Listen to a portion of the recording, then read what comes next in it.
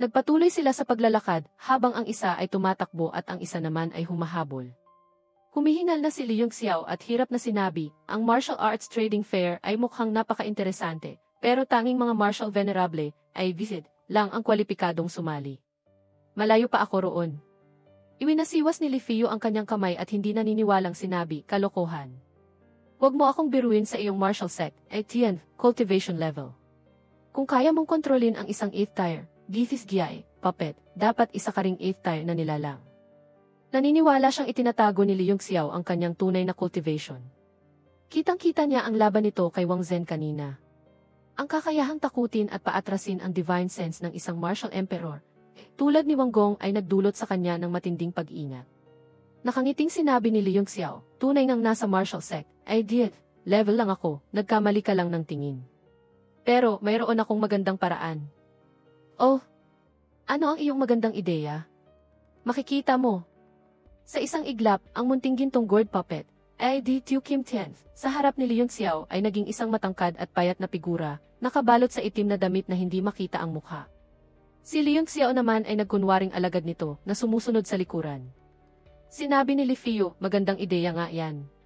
Nakangiting sinabi ni Liu Xiao, kahit hindi ko ito maibibigay sa iyo, maaari siyang maging kasama mo pansamantala. Mula ngayon, siya si Young Master Yun Jiafiu. Naglakad silang magkatabi. Sumunod si Liu Xiao kay Li Fiyu papunta sa City Lord's Mansion, kung saan gaganapin ang martial arts trading fair. Sinabi ni Li Fiyu, Young Master Yun, mukhang kakaiba ang ayos mo. Haha! Lahat ng dadalo sa pagtitipon ay mga eksperto. Kung hindi ako magbabalat kayo, baka bugbugin lang ako pagpasok. Masyado kang mapagkumbaba. Kung malalaman ng mga tao sa loob na pinatay mo si Wang Da, hinabol mo si Wang Zhen, at nakipaglaban sa divine sense ni Wang Gong, malamang kahit saktan mo sila, tatayo lang sila roon at hindi gaganti. Masyado nang seryoso yan, kapatid na Fiyu. Malinaw na ikaw ang nagplano laban kina Wang Zhen at Wang Gong at binaliwala ang Profound Heaven Sect, Diu Huentian. Huwag mo sanang isisi sa akin. Kung makakatagpo tayo ng mga eksperto mula sa Profound Heaven Sect sa loob, tiyak na sasabihin ko sa kanila ang tungkol dito. Habang nagtutulakan at nagbibiruan, nagtungo sila sa City Lord's Mansion. Sa pasukan, isang martial venerable, visit, expert ang nagbibigay ng utos sa kanyang mga tauhan, buksan ninyong mabuti ang inyong mga mata. Huwag hayaang makapasok ang sinumang nasa martial sect, level tulad ng kanina. Paalisin silang lahat. Habang nagsasalita, napatingin ang martial venerable sa kanilang grupo at nagpakita ng pagkagulat. Agad siyang tumawa ng malakas, si Young Master Li pala. Hindi ko kayo nasalubong mula sa malayo, aking kapabayaan, aking kapabayaan. Nakangiting sinabi ni Li Fiyu, pasensya na sa abala. Ito ang aking kaibigan, si Young Master Yun. Ang nasa likod niya ay kanyang tagasunod. Diretsahang ipinakilala ni Li Fiyu si Liu Xiao. Dahil hindi niya alam ang buong pangalan nito, ginamit niya ang titulong Young Master Yun. Nagpakita ng pagkagulat si Liu Xiao, hindi niya inaasahan na ganoon kasikat si Li Fiyu. Malamang ay disipulo ito ng isang malaking pamilya. Si Yang Ping ay napakasiglang naghatid sa kanila at masayang sinabi, bagamat napakalawak ng Chenmu World, Yi, ilan lang ang kayang umabot sa martial venerable, level sa ganyang edad. Sa ating Northern Region, BCA, ilan lang din sila. Sa pagdating ni Young Master Li ng Myriad Treasures Tower, Zas Bolu, sa trading fair na ito, tiyak na tataas ang antas nito ng ilang beses. Masyado niyo po akong pinupuri, mapagkumbabang sagot ni Li Fiyu. Si Liu Xiao naman ay bahagyang nag-isip. Kaya pala mula sa Myriad Treasures Tower. Bahagya siyang kumunot noo. Kung si Li Fiyu ay disipulo ng Myriad Treasures Tower, sa edad niyang ito, maaari siyang sumali sa Martial Arts and Alchemy Tournament, Songhai, sa Songyuyang City. Maaari kayang magkatulad kami ng landas? Inihatid ni Yang Ping ang dalawa at matapos ang halos isang tasang saan ng paglalakad, nakarating sila sa isang malaking bulwagan. Masigla niya silang inanyayahan sa loob kung saan mayroon ng mahigit 20 tao na masayang nag-uusap. Lahat na nakaupo roon ay pawang mga nasa martial venerable, level. Ang pagpasok ng tatlo sa bulwagan ay agad na nakakuha ng atensyon ng lahat. Hindi lahat ng martial venerable ay may karapatang ihatid ng isang personal na gabay. Isang lalaking nagangalang Tubai sa kaliwa ang dahan-dahang nagsalita. Lord Yang Ping, napakabata naman ng kapatid na ito. Ano kaya ang kanyang estado para personal mo siyang ihatid? Ang kasama ni Tubai na si Liu Feng ay sarkastikong nagsalita, at itong isa, nakabalot sa kakaibang damit na may misteryosong enerhiya na hindi matukoy. Sa tingin mo ba ay walang karapatan ang lahat dito na makita ang iyong tunay na mukha? Ang dalawa ay sunod-sunod na nagsalita na maihalong panghahamon. Si Yang Ping mismo ay isang martial venerable expert at tagapamahala ng City Lord's Mansion sa Wufeng City. Natural na alam niya ang ugali ng lahat at kung paano sila haharapin. Ngumiti siya at sinabi, ang isang ito ay si Young Master Li Fiyu ng Myriad Treasures Tower. Ang dalawang ito ay kanyang mga kaibigan. Ang mga salitang kay Young Master Li Fiyu ay tila may mahika. Pagkasabi nito, nagbago agad ang ekspresyon ng lahat. Ang galit kanina ay nawala at napalitan ng pagkaunawa. Dalawang lalaki na may kakaibang kasuotan, isa asul at isa pula, ang kulay ng tubig at apoy, ang lumapit. Ang lalaking nakapula ay yumukod at sinabi, kaya pala si Young Master Li Fiyu, isa sa mga tinaguriang Four Beauties of the Northern Region, BFD. Isang malaking sorpresa na makita ka ngayon. Hindi lang namin makikilala si Young Master Li, kundi bilang miyembro ng Myriad Treasures Tower. Tiyak na marami kang dalang kakaiba at pambihirang kayamanan na magpapalawak ng aming pananaw. Nakangiting sinabi ni Li Fiyu, masyado kayong magalang. Tumingin ang munting gintong gourd puppet sa kanila at biglang nagsalita sa isang malalim na boses, kayong dalawa, galing ba kayo sa Zizai Island, city ng North Sea, Bihuhay? Kumusta na si Island Master Hong? Nang marinig ito ng dalawa, agad silang nabigla at nagpakita ng hindi makapaniwalang ekspresyon. Kaibigan, kilala mo ang aming Island Master. Ang lalaking nakapula ay si Biye ng Zizai Island, at ang isa na naglilinang ng water-based arts ay si Ingbo. Ginamit ni Liu Xiao ang kanyang divine sense para kontrolin ang munting gintong gourd puppet at nagsalita, nagkaroon ako ng pagkakataong makilala siya. Biglang kumislap ang mga mata ni Biye, at isang ginintuang liwanag ang lumabas mula sa mga ito habang tinititigan niya ang puppet. Agad na lumitaw ang maraming makamandag na ahas sa paligid na nagpapakitang ito ay isang uri ng technique. Hindi nagbago ang ekspresyon ng puppet at mahinang sinabi, 9,527, hindi ka pa ba lalabas para batiin ang mga senior na ito? Agad na lumabas si Liu Xiao at sumagot, opo. Gumawa siya ng isang kakaibang hand seal gamit ang kanyang kanang kamay. Agad na isang harang na gawa sa spiritual energy ang bumalot sa lugar. Isang malaking agila ang lumitaw at tinapakan ang 7 ahas sa paanan ni Biye. Napatingin si Biye at isang bakas ng pagkagulat ang dumaan sa kanyang mga mata, tila may nahulaan siya.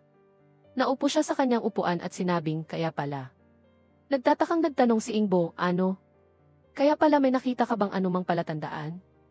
Maputla ang mukha ni Biye habang sinasabi, ang kaibigan na iyon ay ayaw ipakita ang kanyang tunay na mukha, tiyak na mayroon siyang sariling dahilan. Hindi ko rin dapat ito basta-basta ibunyad. Nag-alinlangan si Li Fiyu, hindi siya naniniwalang natukoy ni Biye ang pagkatao nito. Lord Biye, talaga bang nakita mo ang sikreto ng aking kaibigan? Huwag kang mag-atubiling sabihin. Itong kaibigan ko ay medyo kakaiba lang ang ugali, pero hindi naman sa hindi siya maaaring makita ng mga tao. Kung masasabi mo, baka tanggalin pa niya ang kanyang itim na damit. Tahimik na nakatayo ang puppet, tila sumasang-ayon. Doon na nagsalita si Biye, ang aura ng kaibigang ito ay sobrang kakaiba, minsan demonyo, minsan enerhiya. Malamang ay naglilinang siya ng dalawang napakalakas na cultivation technique. Ang isa ay isang demonic race technique, at ang isa naman ay isang napakalakas na body art na nagpapatigas ng kanyang katawan na parang bakal, na nagbibigay sa kanya ng isang katawan na parang isang profound weapon. Ito ang nagdudulot ng ganyang kakaibang aura. Labis na nagulat si Li Fiyu nang marinig ito. Kahit hindi niya makita ang anyo ng puppet, ang makahula ng ganito ay napakagaling na. Nagpatuloy si Biye, may isa pang posibilidad. Ang kaibigang ito ay miyembro mismo ng demonic race. Bukod dito, ang kanyang spiritual energy ay napakalakas, na umaabot sa antas ng isang 7th tier, Give Gyai, Great Alchemist. Maging ang aking spirit eye ay nahaharangan ng kanyang spiritual energy at hindi makasilip. Kung hindi, tiyak na makikita ko ang 8 hanggang 9 na bahagi ng kanyang pagkatao. Nagsalita ang puppet, tunay ngang kahanga-hanga si Lord Biye. Ang lakas ng Zizai Island, SCT, ay pambihira. Malayo sa kontinente at hindi nagagambala ng mundo, ang kanilang lakas ay tiyak na umabot na sa langit sa loob ng maraming taon. Baka hindi na sila mas mababa sa 7 superpowers ng kontinente. Malalim na sinabi ni Biye, masyado ng papuri iyan, kaibigan. Ang Zizai Island ay malayo sa mga alitan ng mundo at nakatuon sa pag-aaral ng martial Dao, ngunit hindi ito kasing payapa ng iyong iniisip. Nagkaroon na kami ng ilang malalaking labanan laban sa Sea Race ng North Sea, Bihuhay, at nagtamo ng malubhang pinsala. Hindi lang ito alam ng mga nasa kontinente. Tila sinasadya niyang ipaliwanag na hindi ganoon kalakas ang Zizai Island, na lalong nagdulot ng pagdududa sa lahat. Maging si Li Fio ay nagsimulang mag-alinlangan at kasabay nito, lalo siyang nagduda sa pagkatao ni Liu Xiao. Ayon sa impormasyon mula sa Myriad Treasures Tower, Bolu, ang Zizai Island ay nasa kalaliman ng North Sea at walang nakakaalam ng eksaktong lokasyon nito. Kung hindi gagamit ng isang malaking teleportation formation, imposible itong marating. Ngunit kahit may teleportation formation, kailangan pa rin ng isa sa kanila para gabayan ka papasok sa napakamisteryosong pangunahing isla. Marahil ang tanging nakakaalam ng tunay na impormasyon tungkol sa Zizai Island ay ang Holy Realm, Kidith. Maaari kayang galing sa Holy Realm ang batang ito. Matapos magpaliwanag ni Bie, hindi na nagsalita pa si Liu Xiao at sinabi na lang, kailan magsisimula ang trading fair na ito. Mayroon pa bang ibang importanteng bisita? Haha! Hindi na makapaghintay si Yang Master yun? Isang boses mula sa labas ng pinto ang narinig, si Yang Ping. May kasama siyang isang figura na malinaw na isa na namang taong may karapatang ihatid niya. Lahat ay napatingin at nakita sa tabi ni Yang Ping ang isang babae na maisuot na magarang damit at may eleganteng kilos. Mayroon siyang marangal at maharlikang aura. Gumawa ng paanyayang kilos si Yang Ping at itinuro ang bakanting upuan sa pinakagitna. Lady, maupo po kayo. Malapit nang dumating si City Lord.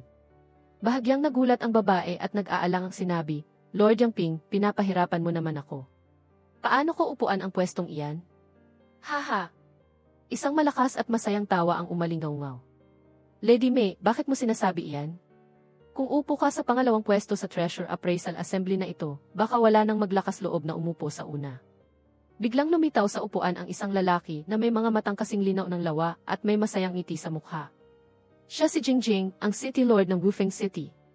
Sinabi niya, kung mayroong kayamanan sa mundong ito na hindi matukoy ng master ng May family, si Julie, wala nang pangalawang tao sa mundo na makakaalam nito.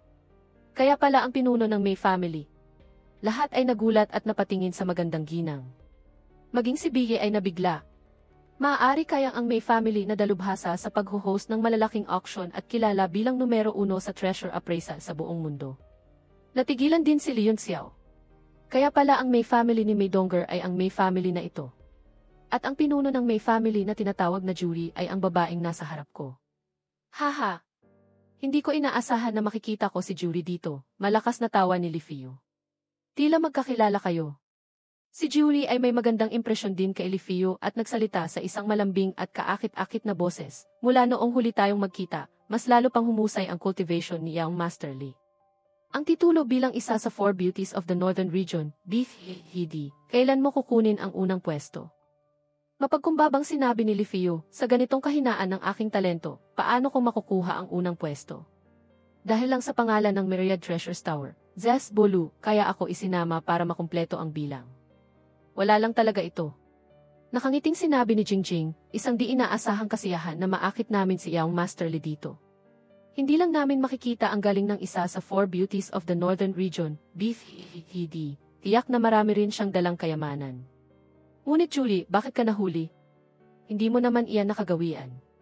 Isang bakas na pag-aalala ang dumaan sa mga mata ni Julie at sinabi, biglang mailumitaw na importanteng bagay, kaya ako nahuli.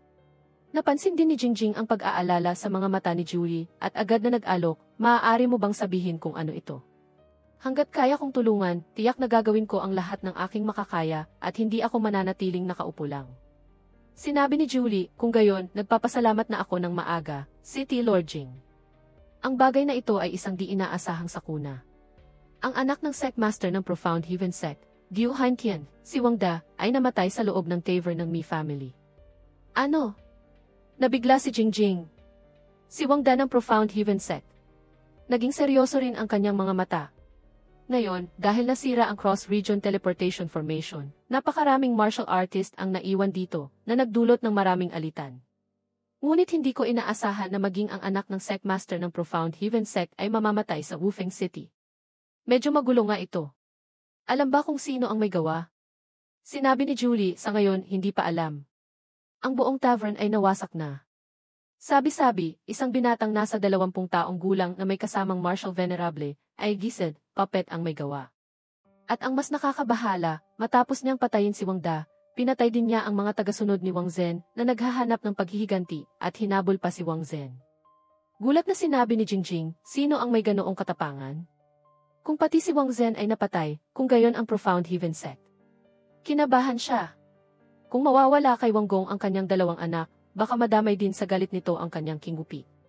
Sinabi ni Julie, ito rin ang aking ikinababahala. Nagpadala na ako ng mga tao sa buong lungsod para mag-imbestiga. Kahit hindi pa natin nahahanap ang salarin, nakatuon na kami sa kanyang kasama. Sana magkaroon ng magandang resulta. Mapait na humiti si Jingjing, patay na si Wangda, ano pang magandang resulta ang maaaring mangyari? Tiyak na sasabog ang galit ni Wanggong.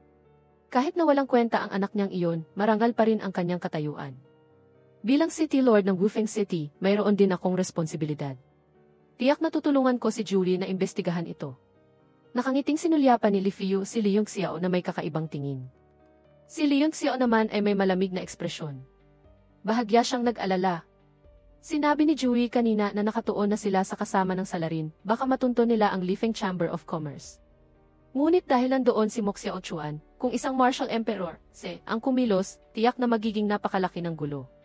Sa ngayon, wala pa siyang nararamdamang anuman, kaya tila hindi pa nagkakaroon ng matinding labanan.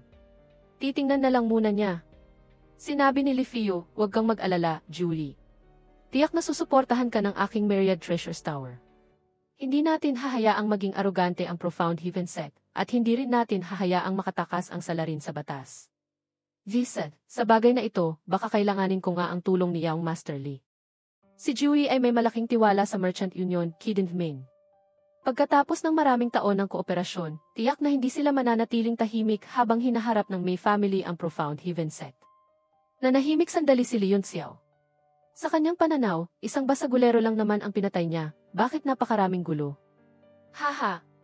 Sa tulong ni Young Master Li, makakahinga na ng maluwag si Julie. Ngayon, simulan na natin ang ating trading activity. Huwag nating hayaang maapektuhan ang ating mga damdamin, nakangiting sabi ni Jingjing.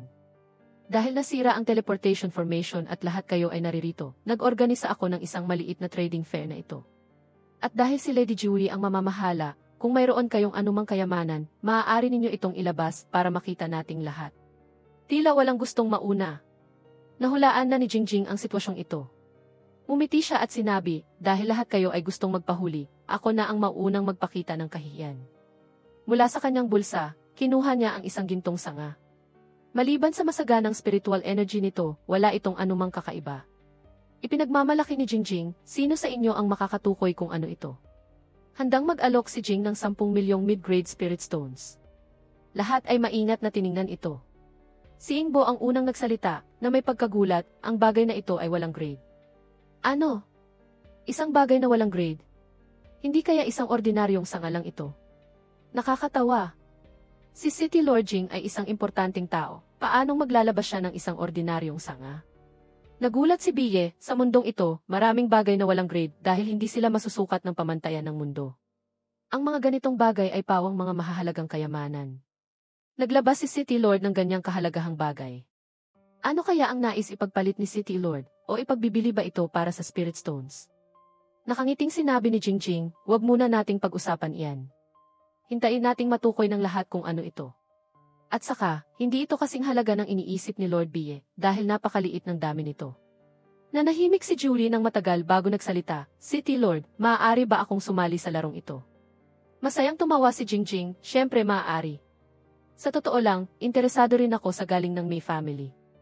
Ang bagay na ito, kung hindi sinabi sa akin ng dating may-ari, kahit mag-isip ako hanggang mabasag ang ulo ko, hindi ko malalaman kung ano ito. Mahinang tumawa si Julie, si City Lord Jing ay tunay na mayaman at mapagbigay. Baka hindi mo na mapanatili ang iyong 10 milyong mid-grade spirit stones. Bahagyang gumalaw ang mga labi ni Julie at diretsong nagpadala ng mensahe sa isip ni Jingjing. Agad na nagbago ang ekspresyon ni Jingjing, naging gulat at hindi makapaniwala. Pagkatapos, mapait siyang umiti at umiling, na nagpapakita ng kawalan ng magawa, haha, hindi nga maikakaila ang galing ng May family. Itong 10 milyong spirit stones ko, ay mukhang kailangan ko nang ang ibigay ng libre. Si Jing ay lubos na humanga.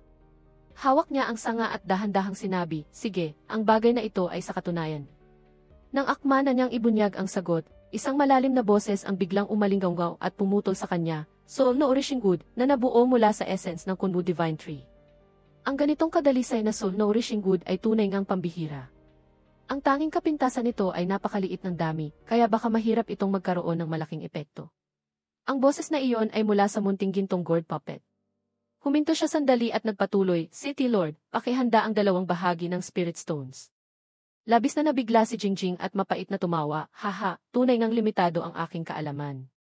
Ang Chenmu World ay napakalawak at tunay ngang puno ito ng mga talentadong tao. Pagkasabi niya nito, lahat ay nagulat at napatingin sa puppet. Mas lalo pang tumaas ang kanilang pagtingin dito. Maging si Li Fio ay nagulat at lalong naging interesado kay Liu Xiao. Si Jui naman ay paulit-ulit na kumurap, tinitingnan ang puppet bago ilipat ang tingin kay Liu Xiao, at pagkatapos ay ibinalik ang tingin sa puppet. Nagsalita ang puppet, hindi ko alam kung ano ang nais ipagpalit ni City Lord Jing para sa So no Rishingwood na ito. Interesado ako. Kung hindi talaga maaari akong magdagdag ng kaunting Spirit Stones. Sinabi ni Jingjing, gaya ng sinabi ni Young Master yun, kahit na mahalaga ang So no Rishingwood na ito, napakaliit nito. Wala rin itong silbi sa akin. Gusto ko itong ipagpalit para sa isang Golden Sun Worship. Mayroon bang may gusto? Sumigaw si Liu Feng, hindi ba't masyadong sakim yan, City Lord? Ang kaunting So no Rishingwood na ito ay gusto mong ipagpalit sa isang 7th tier, Keith Gyai, Golden Sun Worship. Para ka nang nagpapalit ng bato para sa Spirit Stones. Biglang nagsalita si Bie, nabalitaan ko na ang tanging Kunbu Divine Tree sa mundong ito ay namatay na sa karagatan ng South Sea. Malamang ay wala nang lilitaw na So no Rishingwood sa mundong ito. Ano? Lahat ay nabigla. Kahit na marami ang hindi nakakaintindi sa implikasyon nito, nalaman nilang napakahalaga pala ng bagay na ito. Ito ay nag-iisa sa buong Chenmu World. Maging si Jingjing ay hindi ito inaasahan. Matapos matulala sandali, mapait siyang umiling, Lord Bie, bakit hindi mo sinabi ng mas maaga? Kung nalaman ko lang, hindi ko ito ilalabas para sa kalakalan. Mas mabuti pang itago ko na lang ito bilang koleksyon, di ba? Nagsalita ang puppet, wala akong 7th tier Golden Sun Worship, pero mayroon akong mga labi ng isang 8th tier Nether Worship. Interesado ba si City Lord na makipagpalit? At idadagdag ko pa ang 10 milyong mid-grade Spirit Stones na natalo mo sa akin kanina. Ang halagang ito ay hindi na mas mababa sa isang Golden Sun Worship. Mga labi ng isang 8th tier Nether Worship. Lahat ay nabigla. Iwinasiwas ng puppet ang kanyang kamay na nag-uutos kay Liu Xiao. Lumapit si Liu Xiao at nag-abot ng isang storage bag kay Jingjing. Nang buksan ni Jingjing ang kahon, isang masayang ekspresyon ang lumitaw sa kanyang mukha. Ito ang mga labi ng isang worship na nakuha mula sa demonic planes, hindi ito kumpleto, ngunit ang core nito ay tila hindi gaanong nasira. Kung ikukumpara, mas malaki pa ang halaga nito kaysa sa isang 7th tier Golden Sun Worship. Sige, sa akin na ang mga labing ito. Iwinasiwas ni Jingjing ang kanyang kamay at ibinigay ang puting jade box kay Liu Xiao. Napangiti si Li Fio sa kanyang nakita. Ngunit sa loob-loob niya, lalo siyang naging interesado. Habang nagiging mas malakas si Liu Xiao, tila lalo siyang nahuhumaling. Matapos makuha ni Liu Xiao ang So no Rishingwood, agad niya itong inilagay sa Divine Realm Tablet. Ang kaluluwa na si Ying ay biglang nakarinig ng isang bata at apurahang boses mula sa ibaba, ibigay mo sa akin. Bilis, ibigay mo sa akin. Isang bagong silang na bata ang masayang lumundag na parang maya, kinuha ang So no Rishingwood at nilamon ito sa isang subo. Tumawa siya ng malakas, haha, tunay ng So no Rishingwood ito na mula sa aking katawan. Hindi ito pek. Ang batang iyon ay si Xiao. Naramdaman niya ang presensya ng So no Rishingwood, kaya minadali niya si Liu Xiao na kunin ito. Matapos kainin, nagsimulang magbago ang kanyang buong katawan, tila tumanda siya ng ilang buwan. Kulang-kulang pa si. Naiinis na tumadyak si Xiao sa lupa, halatang hindi ito sapat sa kanyang inaasahan. Tiningnan siya ni Liu Xiao na may madilim na mukha at sinigawan, kainin mo na lang ang sarili mo. Wala nang ganito sa buong Chenmu World. Huwag kang maging gahaman. Sa loob ng bulwagan, si Jingjing ay lubos na nasiyahan sa transaksyon. Masaya siyang humiti at sinabi, Young Master Lei, ikaw ang pinakabatang martial venerable dito, isa sa mga bagong 4 beauties ng Northern Region, at ang pinakamahusay sa hanay ng mga kabataan ng Myriad Treasures Tower. Lahat ay inaabangan ang iyong mga kayamanan. Nakangiting sinabi ni Li Fio, masyado pong seryoso iyan, Lord Yang. Sa totoo lang, wala akong nais ipagkalakal. Bakit hindi natin tingnan kung may gustong ipagpalit si Young Master yun? Dahan-dahang sinabi ng puppet, wala. Hindi napigilang matigilan ni Li Fio. Hindi ba pwedeng maging mas magalang? Umisi ng malamig si Liu Feng, haha, binigyan ka na ng pagkakataon ni Young Master Li, pero hindi mo ito pinahalagahan. Ano pang ginagawa mo rito? Medyo hindi rin comfortable si Jingjing. Si Young Master yun at si Young Master Li ay magkasamang dumating, tiyak na marami rin kayong dalang kayamanan. Bakit hindi ninyo ilabas para makita namin? Mahinang sinabi ng puppet, mayroon akong mga kayamanan, ngunit ang gusto ko ay hindi ninyo kayang ibigay. Bakit ko pa ilalabas ang aking mga kayamanan para magpakitang gilas? Muling humisi ng malamig si Liu Feng, napakayabang. Ano bang gusto mo na hindi kayang ibigay ng mga naririto? Sinabi rin ni Jingjing, bagamat ang Gufeng City ay isang maliit na lugar, ito ay isang sentro na nag-ugnay sa lahat ng malalaking lungsod sa Northern Region. Maraming mga pambihirang kayamanan ang ipinagpapalit dito. Hindi kaya bituin sa langit ang gusto ni Young Master yun? Sinabi ng puppet, ang gusto ko, malamang ay mayroon ang Myriad Treasures Tower. Kailangan ko ng isang uri ng mutated water element na malapit sa pinagmulan nito, at kailangan ko ng malaking dami. Mutated element is force of origin ni. Haha! Lahat ay nagulat, at agad na maraming tumawa ng malakas, na maihalong pang-iinsulto sa kanilang mga mukha. Umisi si Liu Feng at sinabi, ang isang mutated element of origin ay maihahalin tulad sa isang nintire, kugyae, top-grade material, at ang halaga nito ay mas mataas pa. Ano ang ipagpapalit mo para dito? Habang tumatawa siya ng malakas, biglang dumilim ang kanyang paningin. Isang malaking haligi ang bumagsak mula sa itaas, tumama sa gitna ng bulwagan, at naglabas ng isang napakalamig na aura na nagpanginig sa lahat. Mahinang sinabi ng munting gintong gourd puppet, mayroon bang nasiyahan sa haliging ito? Ano ito? Lahat ay nagulat. Ang spiritual energy na nanggagaling sa haliging bakal na iyon ay napakalakas. Sa isang tingin pa lang, alam na nilang hindi ito isang ordinaryong bagay. At ang mas ikinagulat nila ay ang laki nito. Karaniwan, ang ganitong uri ng mahalagang material ay kasing laki lang ng palad, ngunit ito ay isang malaking haligi na tila abot langit. Maging si Yang Ping ay nabigla. Julie, ano ito? Naging seryoso rin ang mukha ni Julie. Lumapit siya at maingat na inunat ang kanyang kanang kamay para hawakan ang haligi. Ngunit nang malapit na siyang dumampi, agad niyang binawi ang kanyang kamay. Gulat niyang sinabi, ito hindi kaya. Northern Heaven Cold Star Iron, deep thin mass tinted. Ang nintire top-grade material na kinikilala bilang isa sa 10 pinakamahusay na metal, ang Northern Heaven Cold Star Iron. Ang hula ni Julie ay agad na nagpatahimik sa lahat sa bulwagan. Ang bagay na iyon ay isang buong haligi. Kahit isang maliit na piraso lang nito ay isang napakahalagang kayamanan. Ngunit paano nangyari ito? Isang napakalaking haligi ng Northern Heaven Cold Star Iron. Baka kahit sa buong Tianmu continent. Malamig na sinabi ng puppet, ngayon, kung sino man ang may mutated water element, maaari ninyong ilabas para sa kalakalan. Naging sobrang tahimik at kakaiba ang bulwagan. Walang nagsalita. Lumapit si Jingjing at sinabi, Young Master yun, wala akong water element, pero alam ko kung saan maaaring mayroong mutated water element. Oh, pakinggan natin. Tila naging interesado ang puppet. Sinabi ni Jingjing, hindi ito isang bagay na may halaga. Ituring mo na lang itong regalo para kay Young Master yun. Kumuha siya ng isang jade slip at iniabot ito. Kinuha ni Liang Xiao ang jade slip at agad na pinasok ang kanyang divine sense dito. Mabilis niyang nabasa ang impormasyon sa loob. Nagsalita ang puppet, kaya pala isang talaan. Maraming salamat, City Lord Jing. Tatanggapin ko ang pabor na ito. Nakangiting sinabi ni Jingjing, hindi gaanong mahalaga ang bagay na iyan. Si Young Master yun na ang bahalang humusga. Biglang nagsalita si Bie, ang aming Zizai Island ay mayroon ding isang bagay na ipagpapalit. Gumawa ng isang hand seal si Ingbo, at isang bula ng tubig ang lumitaw sa harap niya. Unti-unti, nawala ang singaw at isang magandang liwanag ang lumabas. Ito pala ay isang malaking oceanic pearl, Dan T. Rescue. Ano-ano ang ibig sabihin nito? Nagdala kayo ng perlas para sa kalakalan? Natigilan si Yang Ping. Nakangiting sinabi ni Bie, pakipaliwanag mo na lang, Julie, para sa lahat. Lahat ng babae ay mahilig sa magagandang bagay, at kahit isang tao tulad ni Julie ay hindi eksepsyon. Nang makita niya ang oceanic pearl, agad nang umiti ang kanyang mga mata, hindi ito isang ordinaryong perlas. Ito ay isang ice jade pearl, Dian's Dendeschu, na nilikha ng isang 7th tier, Teeth Jai, Sea Beast, ang 3-eyed ice jade clam. Ito mismo ay isang 7th tier treasure. Bukod dito, kung isusuot o gagamitin, malaki ang maitutulong nito sa isang martial artist. Isang 7th tier treasure. Muling nanlaki ang mga mata ng lahat. Kahit hindi ito kasing gulat ng Northern Heaven Cold Star Iron kanina, lahat sila ay natulala. Mayroon itong hindi bababa sa 1,000 perlas. Nakangiting sinabi ni Bie, wala talagang kayamanan sa mundo na makakataka sa mata ni Julie. Ang spiritual energy ng mga ice jade pearl na ito ay nararamdaman ninyong lahat. Bawat isa ay isang pambihirang bagay. Ang buong batch na ito ay ipagpapalit namin sa mga materyales para sa paggawa ng armor.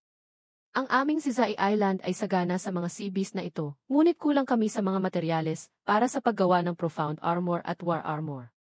Ito rin ang isa sa mga dahilan kung bakit kami napunta sa kontinente, para makipagpalit ng ilang materyales. Biglang nagsalita ang puppet, ang Zizai Island ay biglang nangangailangan ng malaking dami ng materyales. Ano kaya ang gagawin ninyo? Hindi kaya lumala ang alitan sa pagitan ninyo at ng Sea Race ng North Sea? Nagbago ang ekspresyon ni Nabie at Yingbo, at malamig na sinabi, iyan ay aming problema, walang kinalaman kay Young Master yun. Kung may magandang materyales si Young Master yun, malugod naming tatanggapin ang kalakalan. Si Leon Xiao ay natukso rin sa mga perlas na ito. Kung malalaman niya ang mga ito, tiyak na tataas ng husto ang kanyang lakas. Ngunit, kahit mayroon siyang kaunting materyales para sa paggawa ng armor, hindi ito gaanong karami. Sa isang iglap, nag-alinlangan siya. Tiningnan ni Biggie ang puppet at malamig na sinabi, interesado rin kami sa Northern Heaven Cold Star Aeron ni Young Master yun. Ngunit, wala kaming dalang maraming kayamanan. Kung interesado si Young Master yun, maaari siyang sumama sa amin pabalik sa Zizai Island. Tiyak na malugod na haharapin at bibilhin ito mismo ni Island Master Hong. Walang pakundang ang sinabi ng puppet, hahayaan ninyo akong sumama sa inyo pabalik sa Zizai Island. Maglalakas loob ba akong magbenta sa magandang presyo? Nahalata ang kanilang intensyon at medyo nahiya ang dalawa. Handa ba kayong ipagpalit ito sa Spirit Stones?